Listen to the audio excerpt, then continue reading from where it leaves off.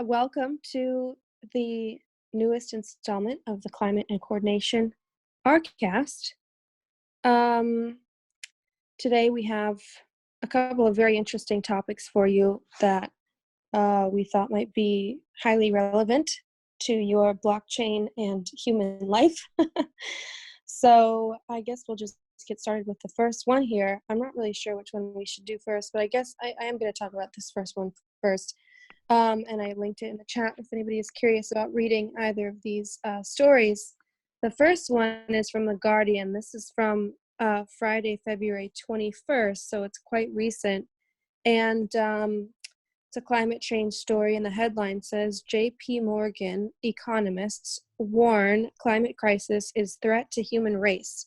And this is a very interesting story because, as many people know, the JPMorgan Chase, the bank, they are highly invested in a lot of big oil and gas and fracking projects.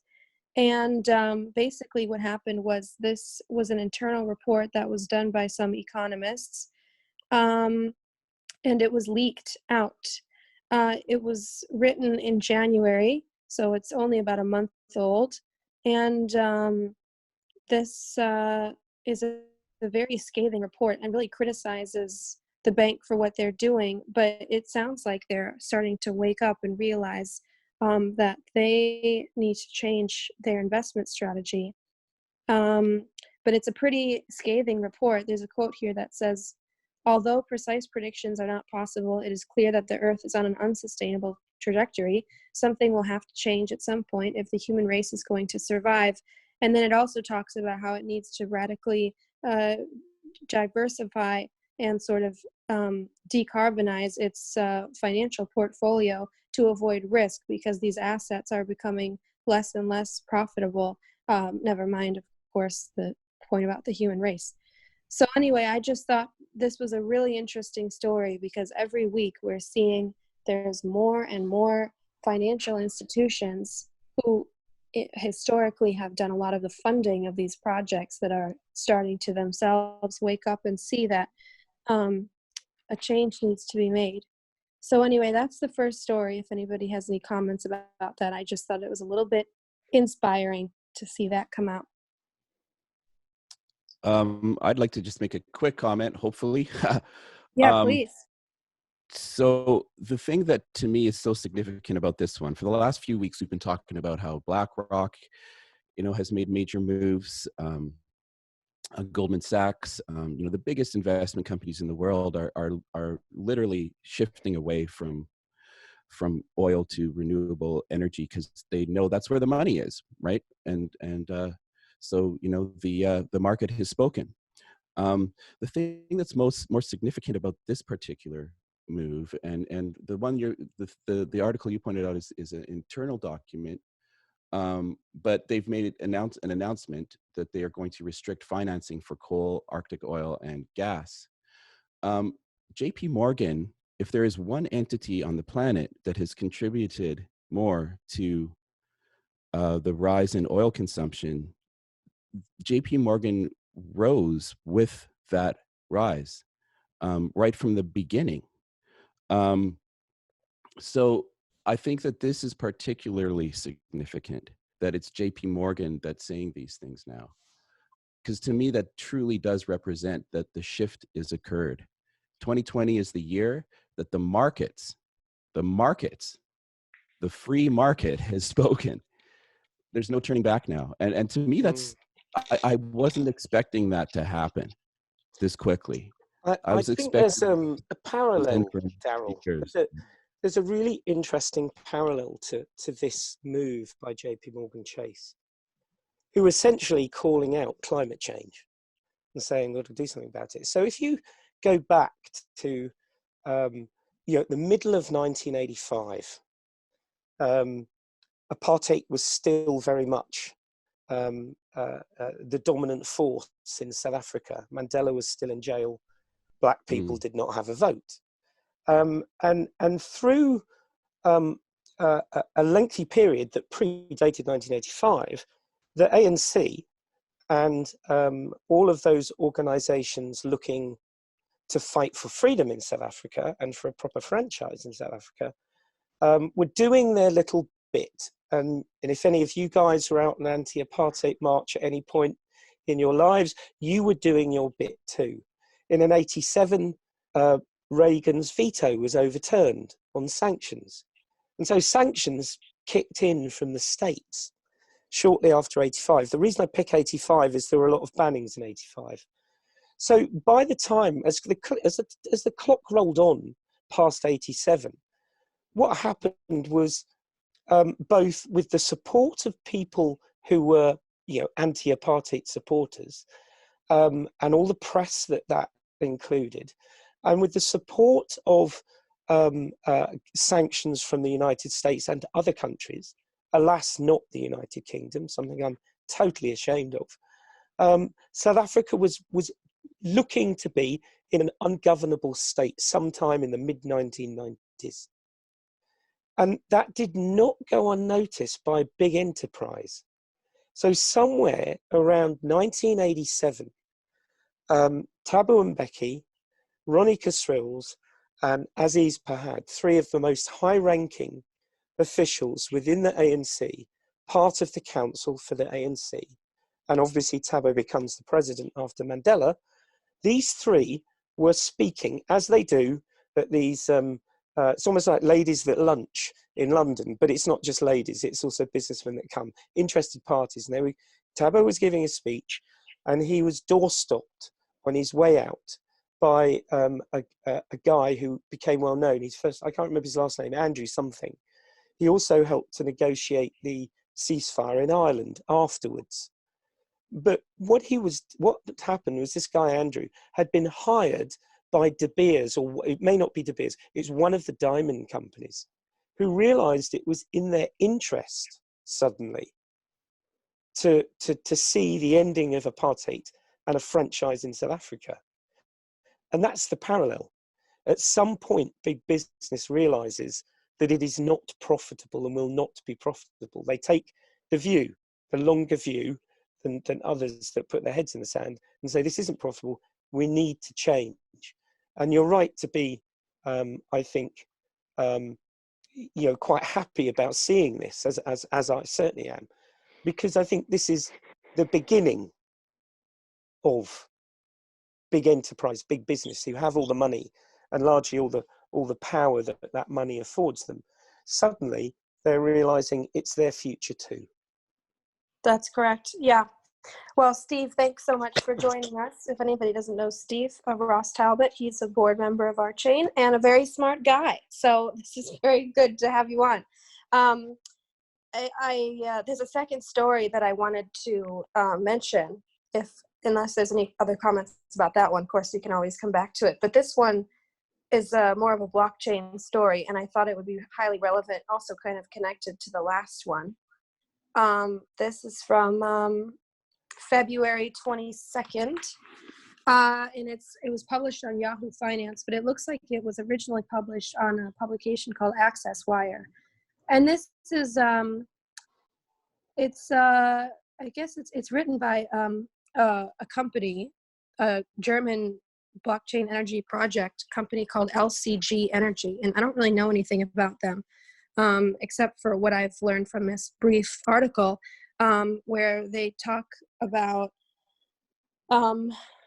some different blockchain technology. And at the end, they kind of plug their own project. So I'm not really speaking on behalf of that project because I haven't really done a deep dive into it. But the beginning of the article is actually, I think, really fascinating. So a headline is, blockchain can prevent monopolistic structures in the energy industry. And I started reading this, and it was really fascinating to me that they talk about how blockchain can help with waste, it can help with fraud, it can help with all sorts of things in the energy industry.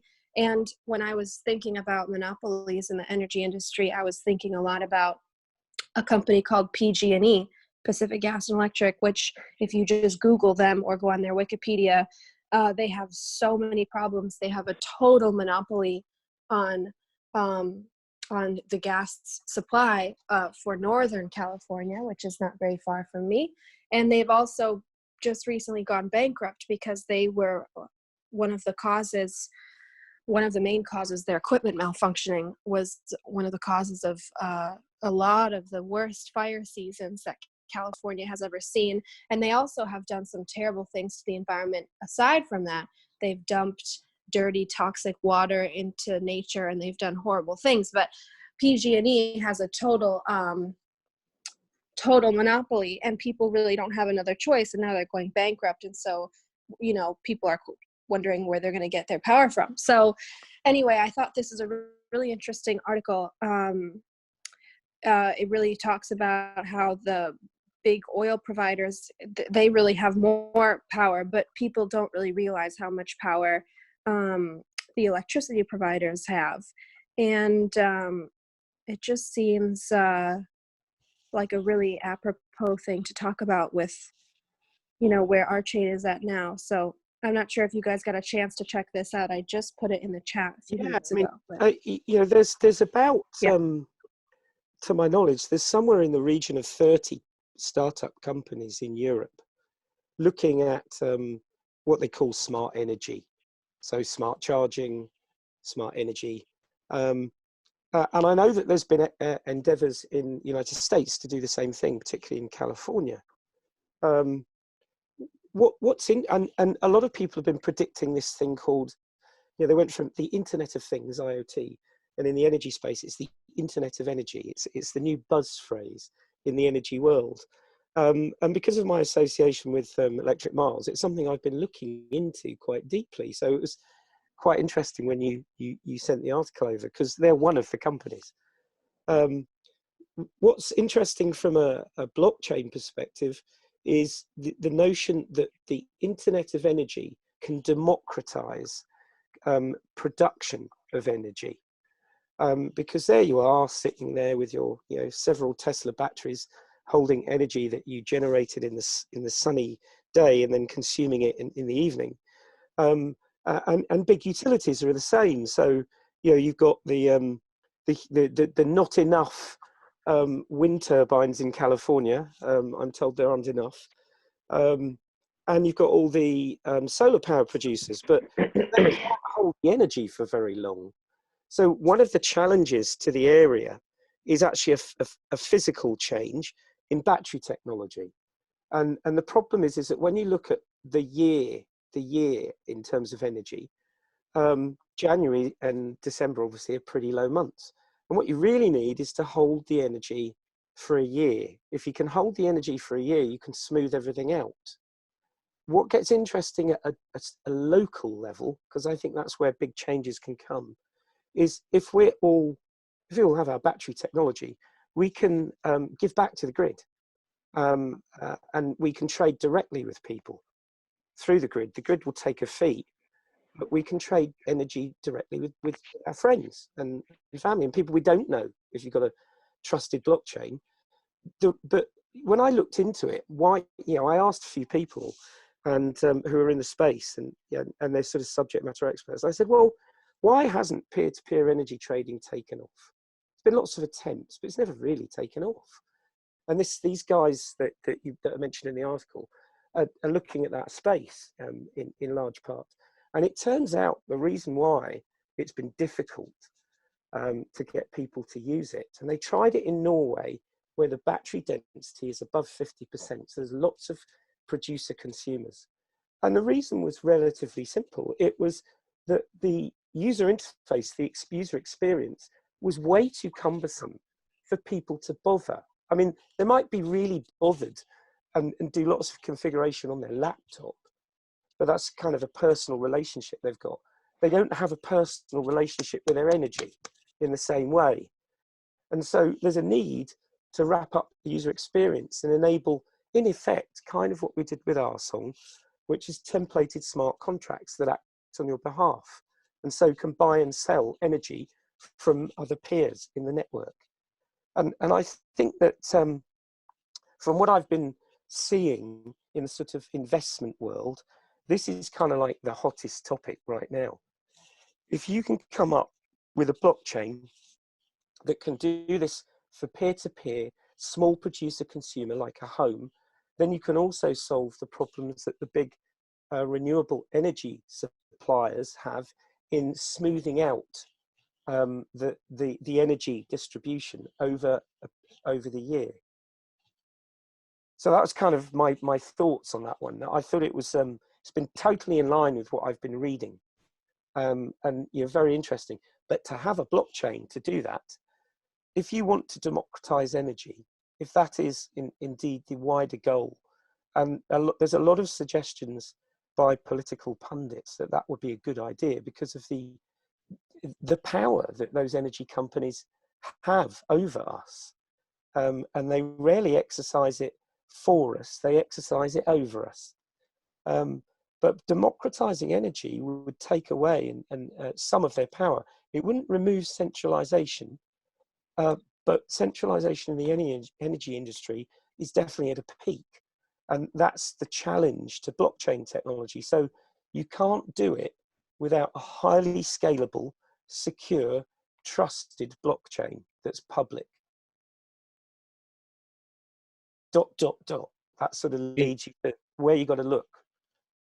I'm just going to say one thing, two words. Amen, brother. Yeah, same.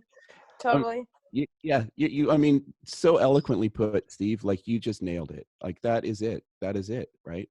And Yeah, that's I mean, why it's, guys, I was talking to a potential fundraiser. He's going to raise funds for electric miles, and I won't say his name.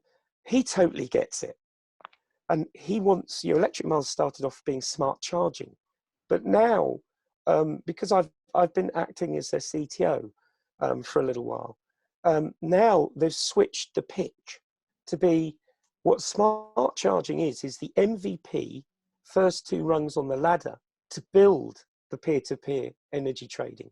And in the MVP, one of the things we want is simply to account for people's energy on our chain. Just that, just account for it.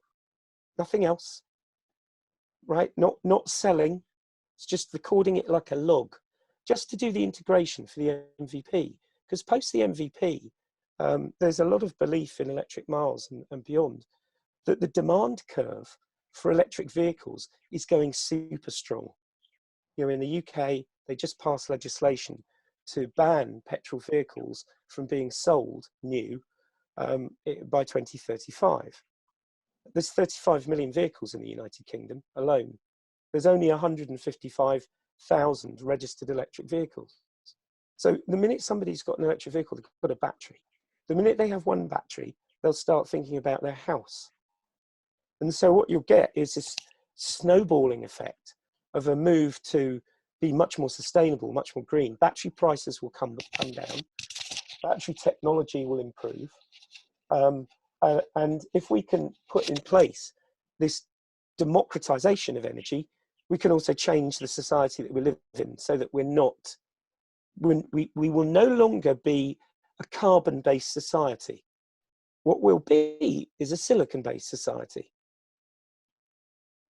And if you look at where we started, carbon-based society started at the point that we discovered fire and has been unceasing in its growth and unceasing in the dominance it has over everyday decisions in our lives. But a silicon-based society affords the luxury of more of a notion of self-sovereign identity and self-sovereign expression. But to do it, you have to break that. You have to create the circumstances in which the democratization of energy can occur. I think we've got a good shot. Yeah, I think we have to. And I do think we have a good shot. I'm positive about the future. I would like to kind of tie a little bit of what you just said to the articles that Nora first brought up at the beginning.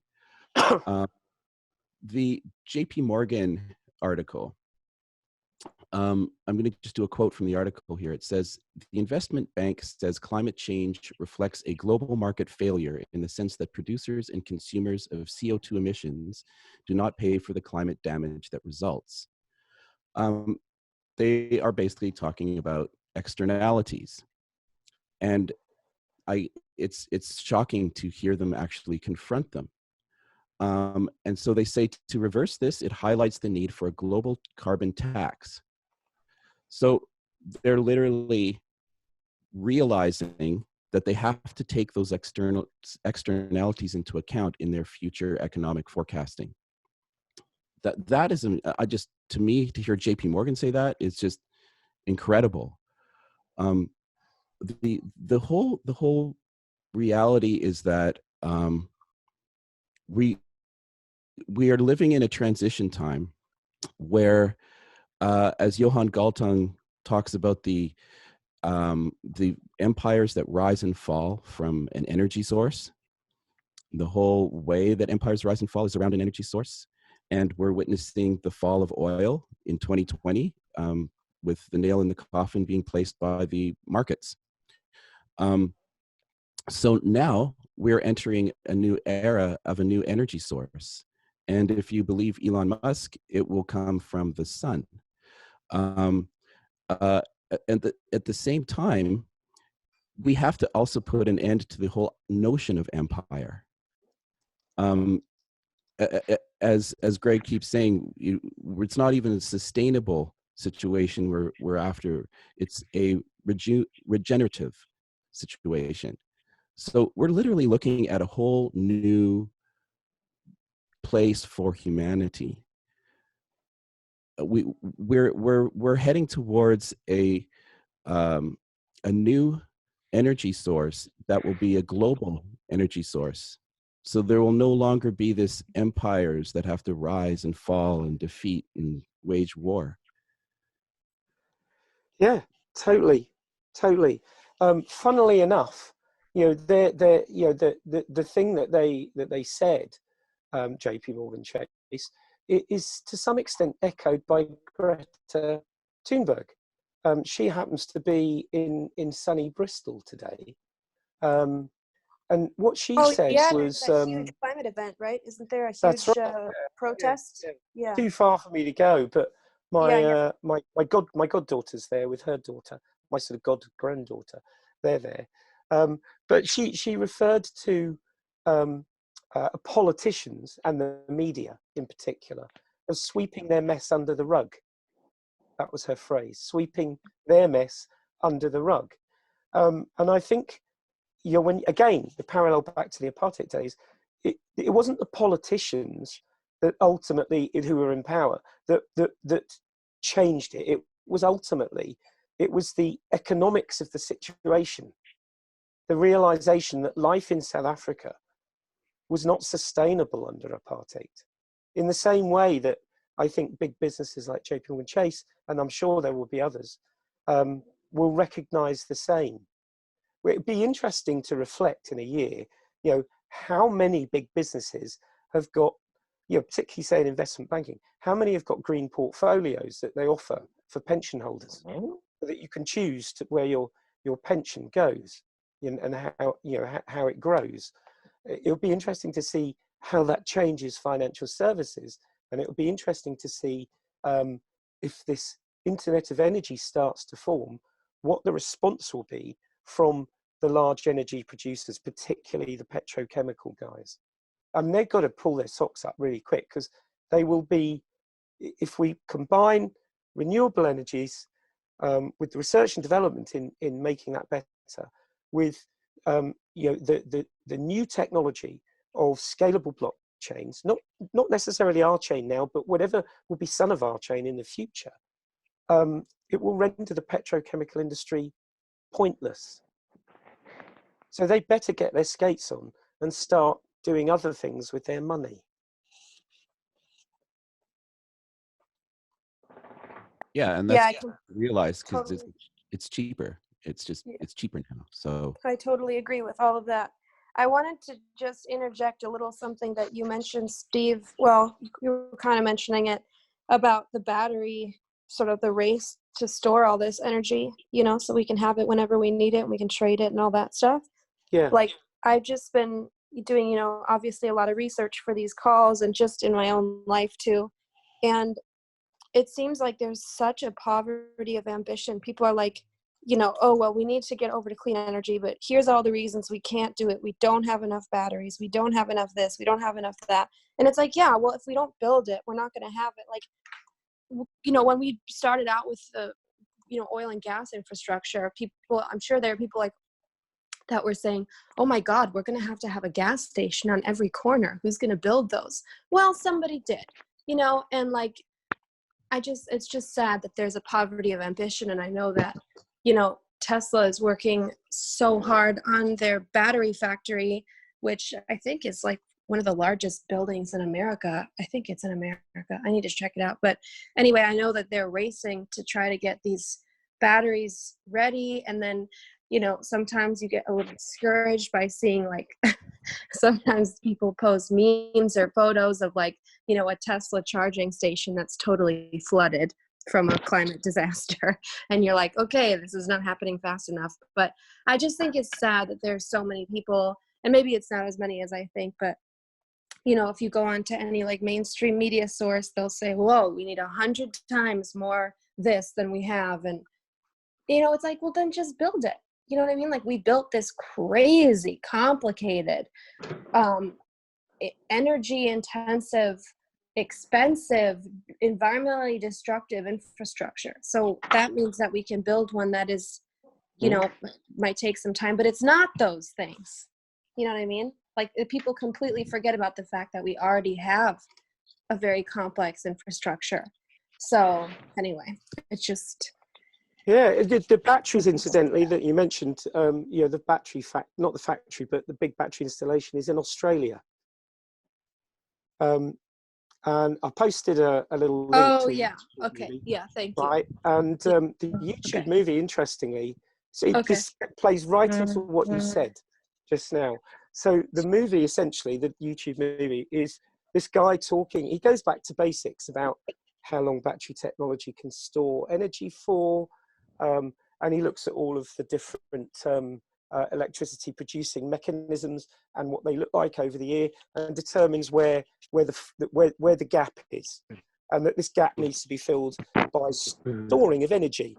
And he talks about lithium-ion batteries, and he mentions the Australian installation, and then he does the calculations as to what it would require for California to be carbon neutral in the light of this nuclear power station being decommissioned as well.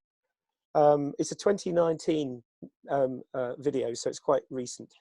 And he also mentions that there was a report on it, and the report says, "Oh, how are we going to do this?" Just what you said, no, just what you said. How are we going to do this?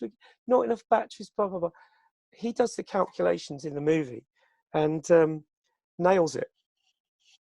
He shows you how many. He tells you what the cost is. It's way less than the authorities are saying.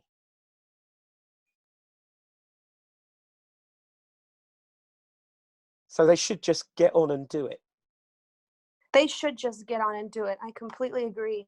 And it's surprising. Are you talking about the Gigafactory? It's surprising that is in Australia. Considering. Oh, it might not be the Gigafactory. This might just be the largest battery installation. It's not a factory for batteries. Oh, okay. This is a really large installation where they're using the batteries with solar power to boost out the supply. Yeah. So they put the energy in the batteries. I see. Which gives them a pool of energy that they can draw on in lean times. But okay. Yeah. The Gigafactory I'm talking about is actually in Nevada. It's near Reno, it says. And I'm just surprised I guess it's fine, but both of those places are going to be so hot. And they're already so hot, and they're going to keep getting hotter. So it's like you have to do this stuff in a place that is going to be, survivable, I guess. But yeah, I don't know if I would build anything new in Australia right now personally, but no. But if they're sure that it's going to be okay, then for their purposes, maybe it works very well, apparently. Yeah. And it's the first of that generation of renewable. I just wonder, their air conditioning bill must be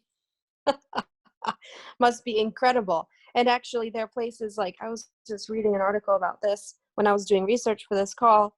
I cannot remember what city it was in the Middle East, but it might have been, no, I can't remember. I'm so sorry. But anyway, there's a city in the Middle East, a very affluent one, where they are air conditioning the outside,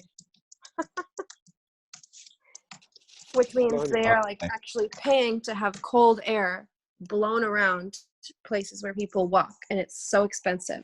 And then it uses more carbon, and then that heats the planet more. And anyway, I'm going on a tangent here, but it was crazy.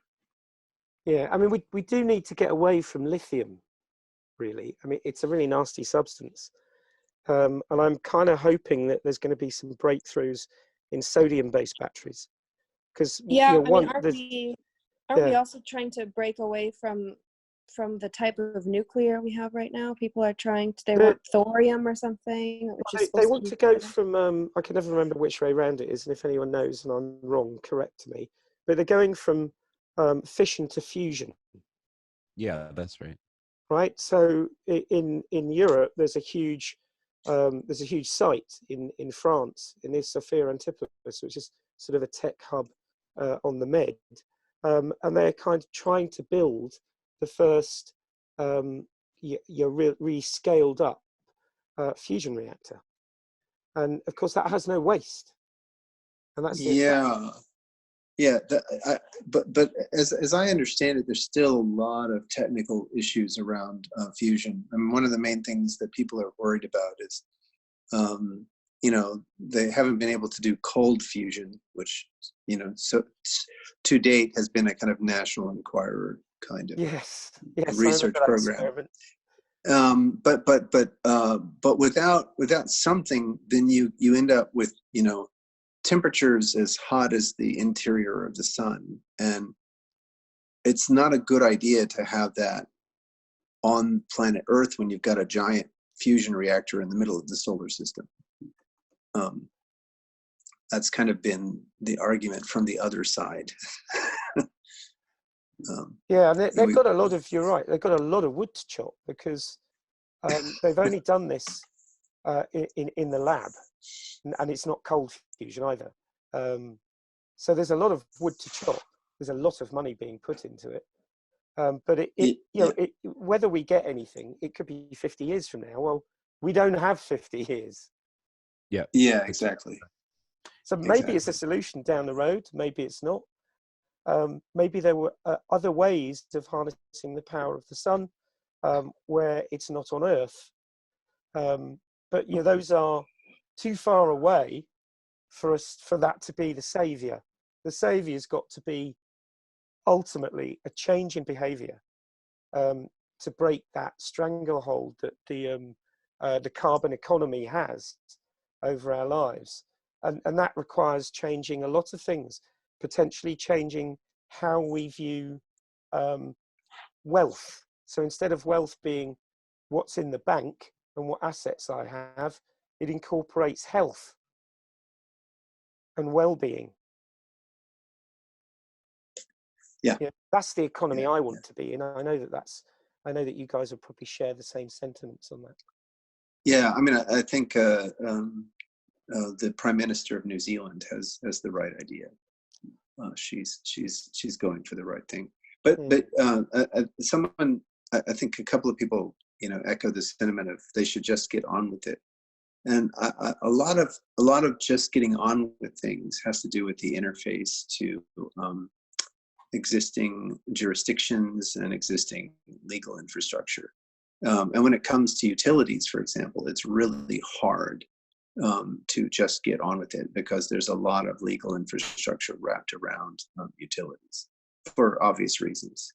I know that Cell Labs did a case study of Internet of Energy in the third world.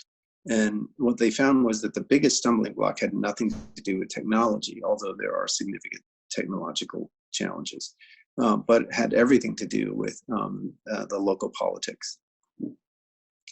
And I know that a lot of the regulatory encumbrances were why the LOI work sort of ground to a halt in the New York jurisdiction. I understood that the reason people were pursuing things more vigorously in Germany was because there was more regulatory support for that kind of sort of revitalization of the infrastructure. One of the things that's been very interesting and enlightening to me was last year, about this time, one of our board members went down to a meeting of electrical co-ops. So apparently the cooperative movement is very prominent in utility companies, and they sidestep a lot of the regulatory encumbrances because the co-op members all agree to sort of shoulder some of the burden, the responsibilities with respect to accountability. So finding these kind of legal frameworks is part of what it means to just get on with it, and it's no small part, at least when it comes to the Internet of Energy. I'm also quite interested. I've been spending a lot of time in the last week researching different notions of jurisdiction, and I've discovered that the Pentagon is starting to take quite seriously these sort of virtual nations and virtual jurisdictions. So Estonia sort of leads the way in this because they've sidestepped one of the big complicating issues. So in order to be a country recognized by the UN, one of the conditions is you actually have to have land. You have to have some territory, and there has to be a stable population in that territory.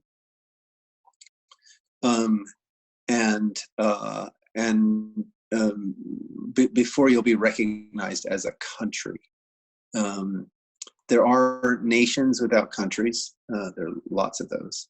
And we've, that's been the cause of a lot of world strife, is that, nations, peoples without countries. And there are a number of virtual nations. So there's Asgardia, there's Bit Nation, there's the Good Country, and several others. But without a territory, the interface between the laws of the virtual nation and the laws of the land, so to speak, is very much in question. However, the Pentagon actually sees the virtual nations as a serious threat because it can undermine the allegiances of a people. And of course, they're not looking to groups like the Good Country or Asgardia. They're imagining that ISIS or other groups like that form these virtual nations, and then they have stronger ties or allegiances to the virtual nations than they do to any particular physical territory or physical jurisdiction. And that makes it very, very difficult to govern a populace or a population. So that's and I find it quite interesting because I think it's typically when a heavyweight like the Pentagon takes something seriously, then it becomes more serious. Ironically. But that said, Estonia sidesteps this, so they have kind of a virtual presence, so that you can have e-residency with Estonia, but Estonia also has a physical presence, so there's a natural interface between the virtual and the physical, which makes it attractive for businesses that are thinking of finding a friendly jurisdiction for cutting edge technologies such as blockchain. So that's an interesting area. But the reason I bring this up in this conversation is because over the last several calls we've talked about how there will come a time when we have to address the fact that climate is non-local. What happens in Brazil affects the entire planet. what happens to the US prairies affects the entire planet. And so we're going to have jurisdictions that are non-local in some very real sense, if we want to have an appropriate response to climate change. And so the fact that they're already beginning to appear is also cause for hope. And I think that there's some significant overlap between discussions of these virtual jurisdictions and discussions of an internet of energy. So that's tying the loop, connecting it back there. So sort of wide-ranging set of ideas, but I think they're all sort of actually profoundly connected. Does that make sense? Yes, and I completely agree. And I also think it's so interesting that you brought up when the Pentagon acts, other people feel like it's important to act. And actually, a lot of people don't know, but that is the justification that a lot of the people in the climate movement, especially the young people, say this is why you have to protest, this is why you have to skip school, and this is why you have to make changes. Like, you see videos of people literally going out into the woods and picking up trash every single day, and they make a video about it. And people say, oh, that's extreme. But they say, no, you're showing the people around you how much you care. And it makes them realize how serious it is, because you can't ever shake the facts into people. But if you sort of lead by example, sometimes people around you realize how much it matters to you, and then they realize how much it matters. So I just wanted to say that because I think it's interesting people talk about that. Yeah, absolutely. I mean, I think that obviously when the Pentagon does it, it's a little bit more of a gesture, but anyway, it's all about leading by example, I suppose. Yes. Of course, all of that's the bigger challenge, really, because I think the writing's on the wall for many we are in town companies. So that's going to happen because of the economics of sustainability versus doing nothing. It will happen. It may be painful for some of them, but it will happen regardless. Changing how we see nation states and what our relation is to it, that's going to take a lot more time. Because there's a lot of cultural aspects that bind people together. When you start dabbling into eco-villages around the world, what binds you together isn't a normal nation state. It's not a geography. It's common beliefs and principles. And that's why you choose to live together in an eco-village. That's not how most of the population seems to work. There are people here. I mean, Brexit happened in part because of this xenophobic little Britain view of life, that we'll fight these damn Europeans on the beaches and make sure they don't invade us anymore, when in fact that was never the issue, really. But that's an easy thing for them to point to, and so that sense of cultural identity is a bit more difficult to get people to grasp. I think technology will help, for sure. I don't think I will be around to see that change. But if we survive all this, that will happen inevitably, I think. Maybe it's kind of like that film, that film with Keanu Reeves. There's an older version where this guy comes from outer space and then makes the Earth stand still, the day the Earth stood still. And there's something that the professor says in conversation with him. And in Keanu Reeves one, it's John Cleese. And he says, because he's going to destroy the planet, it's Keanu Reeves with his robot. And John Cleese says, as this chief scientist guy, look, you've got to give us a chance. It's only when we're at the precipice that we act. I think that's quite a salient observation. Yes, it's unfortunate, but it is the case. Yeah. Well, yeah, I mean, we knew about climate change in the 60s, but it wasn't really talked about in public. And then in the 70s, it was more widely concerned about in, the scientific community. And then really in the 80s is when the public really started to find out about it. And of course that was 40 years ago. So yeah. we would have had plenty of time. Yes. I mean, if Richard Dawkins writes about the notion of the selfish gene, then it will write itself. Or genetically, we're at a cul-de-sac, and we will be no more.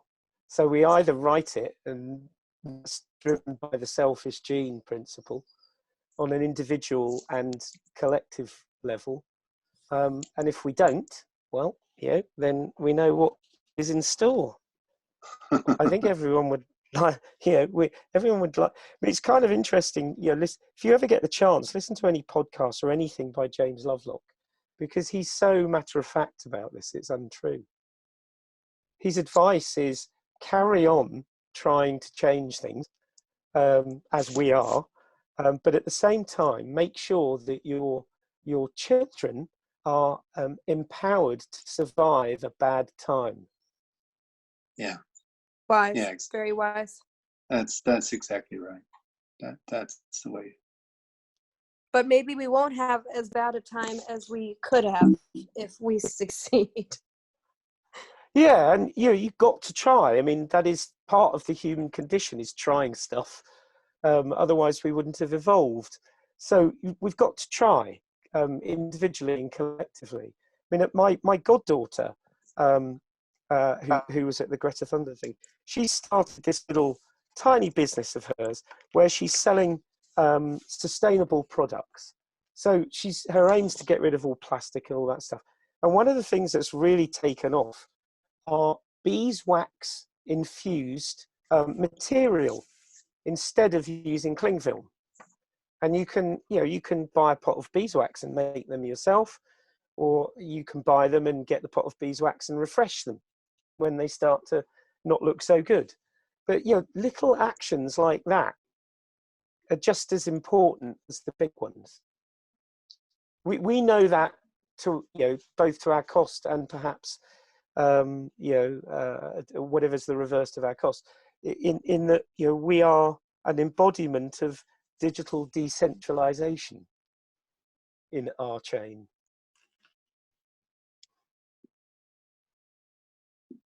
Yeah. Yep.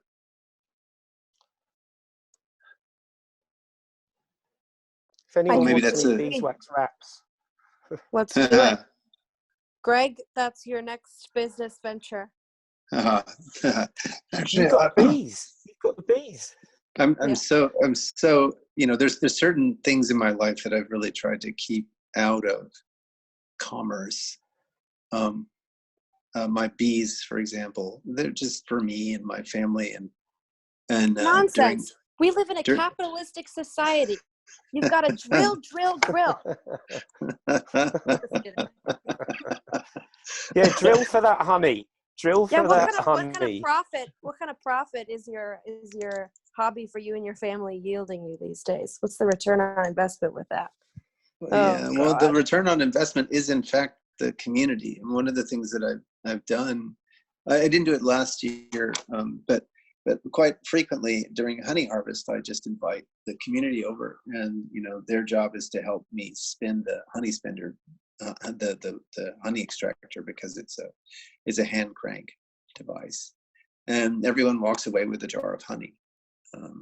Excellent.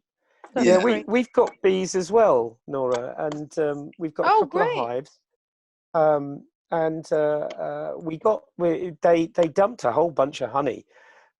So we were able to take some. We always leave honey in there for the winter. We don't do the sugar syrup stuff. We want it to be completely natural. But the aim, oddly enough, on return on investment, the return on investment is the continued pollination of everything around it. About that. That's actually the reason we got the bees. The honey's kind of like a nice byproduct. It's kind of like, people get rewarded. So we treat it like that. But we do love our bees. And I did a video of Lisa when she and a friend captured the swarm. and I put it to Winnie the Pooh music. I'm only a little black rain. Yeah, that's right. Very nice. That's lovely. Well, I don't know if we could end on a more upbeat note than Winnie the Pooh, because we started with the destruction of humanity. So I appreciate that you, Steve and Greg and everybody that joined us today was able to end it on an upward looking note. And as always, if you'd like to become a member of our chain, you can go to ourchain.coop and do that. Please subscribe on YouTube. And also, if you'd like to be a guest in the future on our Climate and Coordination RCast, just email climate@ourchain.coop. And that's that. Thank you. Thank you. Thank you, Nora. Brilliant. Oh, yep. Thank you, everybody, for joining us. And I'm eager to see what happens next week. Alrighty. Take care. To quote the artist Soul to Soul, keep on moving, don't stop. Keep on. Yes, absolutely. Love that song. There we go. I'll go boogie in the kitchen to it right away. Ciao, ciao. Take care. Bye. Bye.